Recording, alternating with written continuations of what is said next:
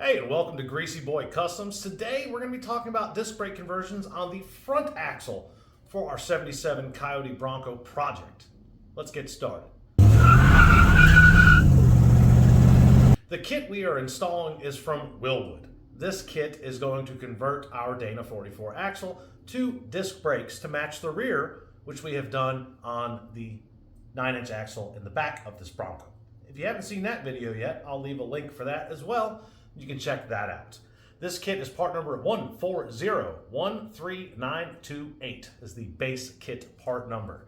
Now, I'll put a link in the description below so you can click on it and go check it out. Again, just like the rear axle, double check all of your measurements, your numbers on your axle. Make sure you're dealing with the right axle so you're getting the right parts.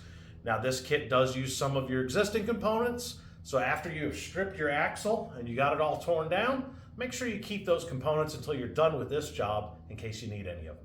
So here's the backing plate deal, but look right there. Problem. I'm going to need to do a little bit of shaving. Bink, bink.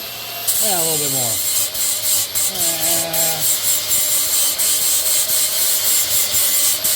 That was acceptable. Let's see if that works.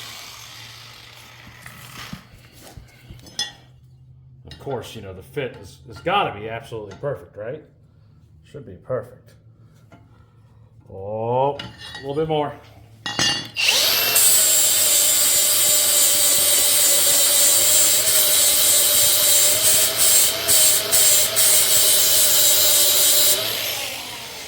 That's more like it. I like it like that. Almost massaging. And it should go right on. Yeah. Hopefully we don't ever have to take that back off again. Then you put your old flange back on. Nuts. Torque them, tighten them. A little bit of Loctite. Everybody's happy. Now, let's get our rotor assembled. Got our old hub. And if you haven't done so already, it's a good time to replace those bearings. So we've got new bearing races and bearings. We're going to get those installed. Let's drive them home.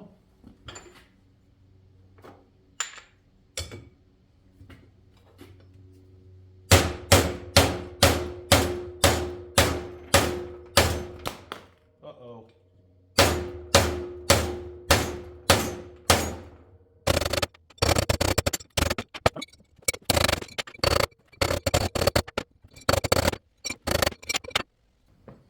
Next, hub flange. Your new lug studs that came in the kit, they're going to hold it together. Line it up. And there you go. I'm going to give them all a love tap to get started.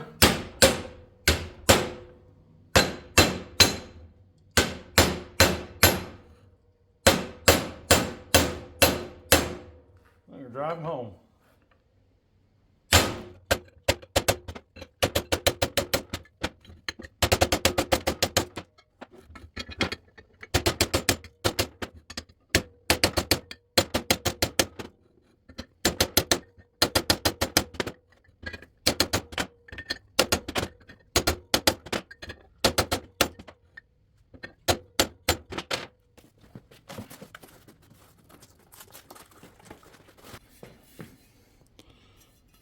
Look, very important. See right there? Left and an arrow. These are directional. Directional rotors. Hell with directional tires. We got directional rotors. These little guys right here, they hold your rotor on. A little bit of Loctite on there. Not a ton. Make them happy. Tighten them all up.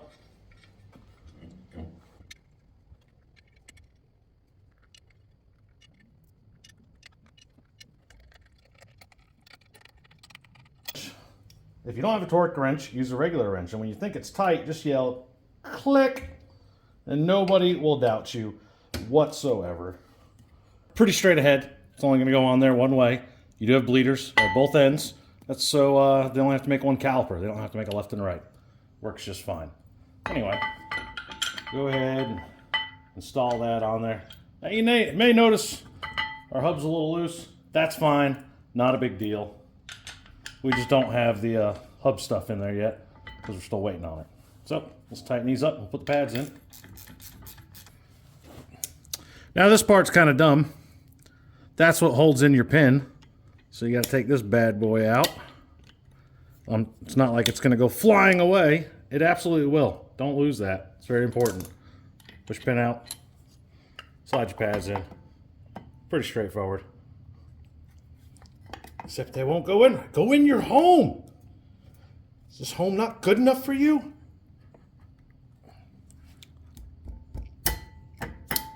Helps if they put them in straight. Sometimes I'm an idiot. It's all good. That's what we have hammers for. So we'll just beat it in there. Boom. There we go. Line up your pad. You're going to have to slide it around a little bit.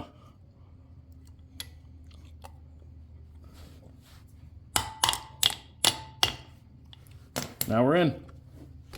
Put your spring clip back in, which may be easier said than done.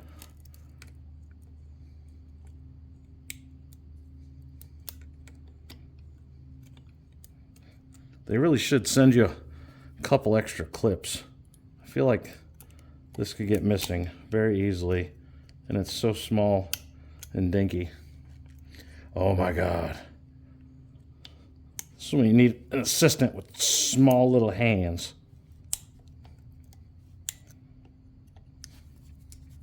Come on, you stupid piece of shit. Get in there. Yay! There we go. What's next? Brake hoses. Now, the brake hoses. Comes with these nice flexible ones here. Got a couple fittings you got to put in. Put one here. How does this go in? That's not a round hole. Ah. Okay, that's kind of stupid.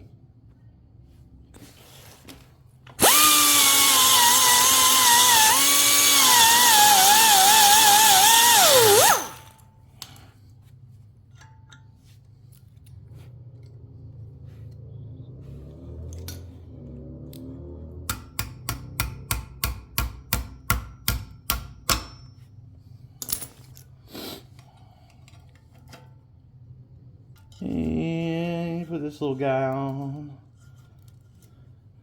Don't forget to take off your little piece of tape here. That reveals your hole for the other fitting. Now this fitting, screw in here.